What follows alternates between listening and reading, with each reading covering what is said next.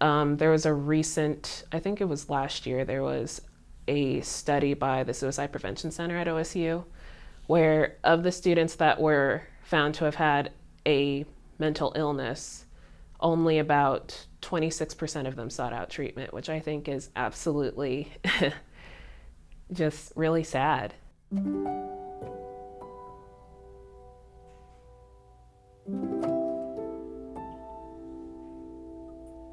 If there was a role in determining the user experience for mental health available, that'd be great. If I have to create it, that's a little bit of pressure, but I think it's possible. And I think this time in grad school probably gives me the space to kind of give a rationale for why a role like that needs to be created. My name is Jenkins. I am a second year MFA graduate student in the Department of Design.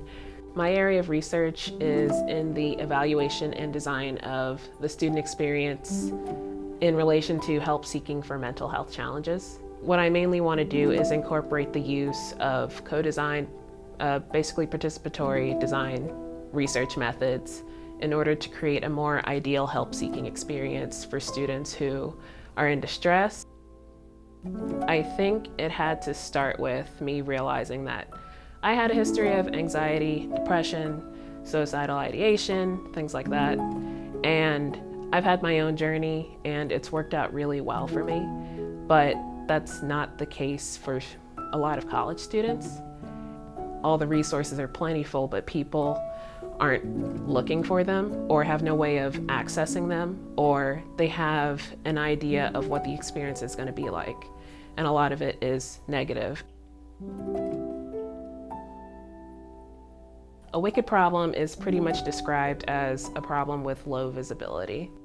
Basically the stigma that's attached to mental health.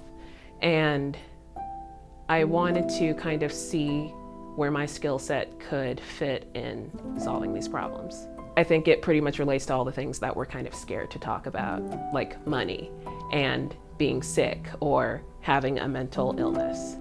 When it relates to design, we don't really have any visibility in how design can be inserted into the problem, how placing the user at the center actually works out. Because a lot of these problems we think are just too complicated or too specialized to actually tackle.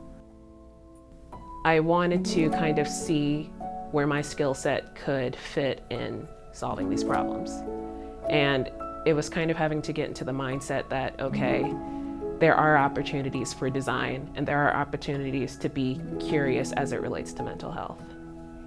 It's less helpful when you don't ask about mental health directly. That's just the truth. If anything, it'll make people feel seen. And that's kind of the message that I want to send in my research and including people with these backgrounds. I want them to know that their experiences deserve to be seen, and of those experiences are embedded solutions that we haven't really tapped into yet. I think for me, if I could create change with just maybe a handful or even just one person, that seems like enough with me.